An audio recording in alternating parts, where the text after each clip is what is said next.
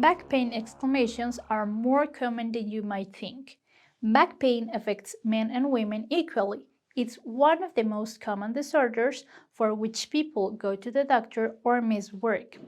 It represents one of the main causes of disability worldwide, and it's estimated that it affects 8 out of 10 people at some point in their lives, which is why it has been described as the disease of the century.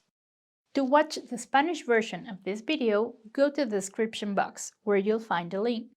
The back is made up of bones, muscles, ligaments, and other structures that extend from the neck to the pelvis, and the main causes of back pain are, in order of frequency, muscle strain or spasm, osteoarthritis, herniated disc, and sprains. In the vast majority of cases, acute back pain is due to muscle, ligament, and tendon strain or muscle spasm, and is more common in middle age. Its most frequent causes are 1. Keeping your head in a stooped posture or in a strange position for many hours, for example, when working in front of the computer or when reading. 2. Tension origin, that is, pain associated with tension of the muscles of the head, neck, and back due to stress, anxiety, or depression. 3. Adopting a bad posture when sleeping. 4. Improperly carrying a heavy object. And 5. Having made a sudden wrong movement that has strained the muscles of the back and the ligaments of the spinal column. Now, many times the origin of back pain doesn't come only from the muscles, but from the structures for the joints, as it happens in osteoarthritis. Osteoarthritis is a chronic disease that typically occurs in people over 60 years of age, causes destruction of the joint cartilage, and can affect 1, 2, or more joints at the same time, including, of course, those of the back. The main risk factors related to this disease are advanced age, genetic inheritance, overweight, previous joint injuries, and intense physical activity that implies stress on the joints. On the other hand, back pain can also be caused by a herniated disc. The intervertebral discs are structures that are found between each two vertebrae and serve to cushion the loads that the spine supports. Each disc has a soft gelatinous central part called the nucleus pulposus, which is encapsulated by an outer structure known as the annulus fibrosus, which is a hard and rubbery inconsistency. When a disc degenerates from aging or repeated stress, the annulus fibrosus can rupture, allowing a part of the nucleus to bulge out and press the adjacent nerve root against the bony walls that form the foramen of the vertebra, a process called disc herniation.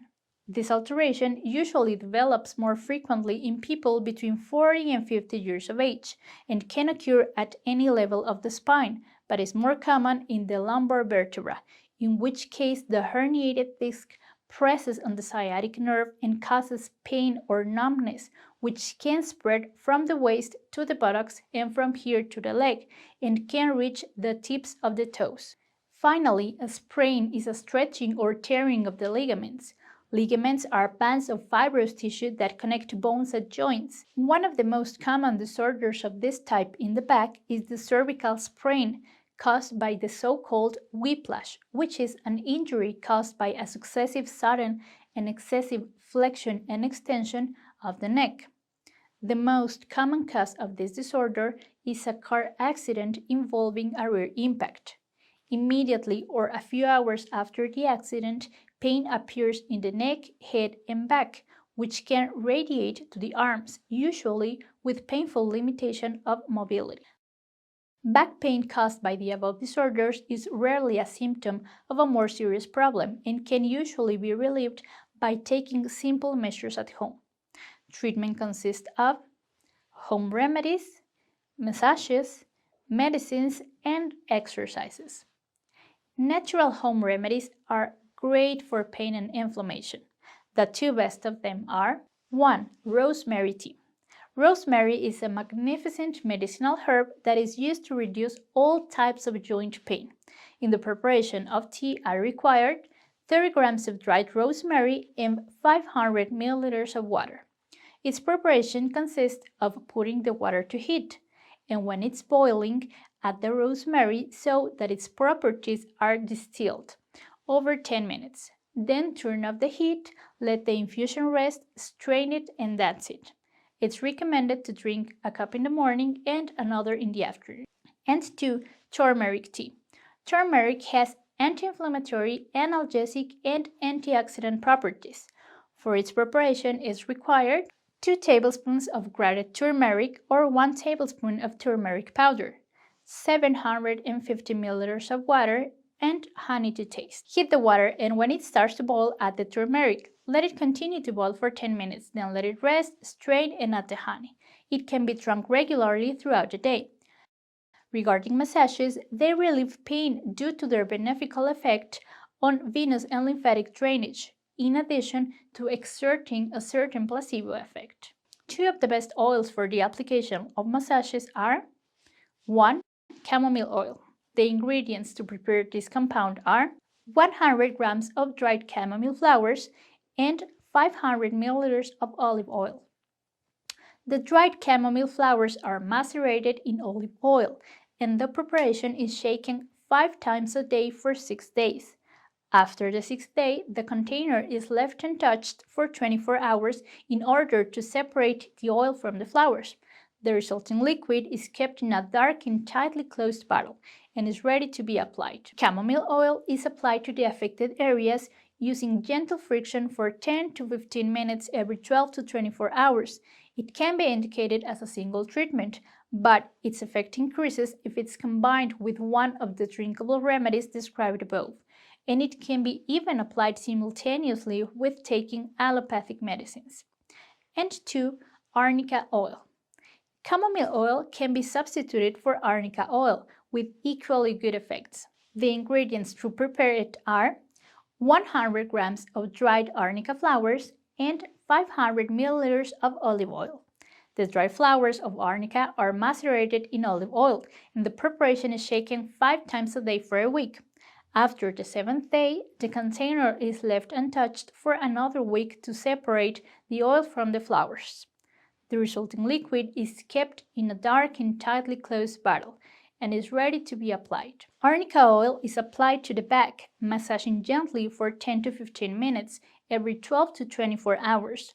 Like chamomile oil, arnica oil can be indicated as a single treatment, but it can also be combined with the aforementioned teas, and even with taking allopathic medicines. These natural ingredients are generally found in ordinary markets and also can be purchased online, so their acquisition is easy. Let us now see the allopathic medicines recommended in case of back pain, for those who prefer this type of treatment. Oral non-steroidal anti-inflammatory drugs, or NSAIDs, are the drugs of choice. One of these may be indicated: meloxicam, ibuprofen, or diclofenac. If the pain is very intense, acetaminophen can be added to the chosen anti-inflammatory. In patients from whom NSAIDs are contraindicated, tramadol may be prescribed alone or in combination with acetaminophen. The doses of these drugs will be determined by the treating physician, based on the particular characteristics of each patient and the type of disease. Self-medication is not advised. In cases of back pain, relative rest is recommended, which consists of avoiding sudden or excessive movements, but without completely immobilizing the body. It's advisable to perform slow and gentle exercises from 10 to 20 minutes twice a day. All exercises that give movement to the joints without excessive weight, tension, or twisting are good. For example, you can practice swimming, stationary cycling, short walks, turning the body while standing, and so on. Activities that make the pain worse should be avoided. In almost all cases, in a few weeks, the back pain will improve progressively with the treatments described above. Muscle spasms and sprain will heal completely with the above procedures. As for osteoarthritis, pain will also be relieved, but it should be borne in mind that until now there is no medication or remedy that regenerates injured cartilage. So, treatment is symptomatic and aims to relieve pain and slow down the evolution of functional disability. and the development of this disorder, which improves the patient's quality of life and avoids eventual surgery. And the same happens with these herniations. Finally, it must be said that if the back pain is derived from a severe trauma or if it persists for more than 2 weeks with increasing intensity, a medical consultation should be sought with a specialist in traumatology who will establish the correct diagnosis and determine the specific treatment. And that's all for today. I hope this video will be useful for you. See you soon!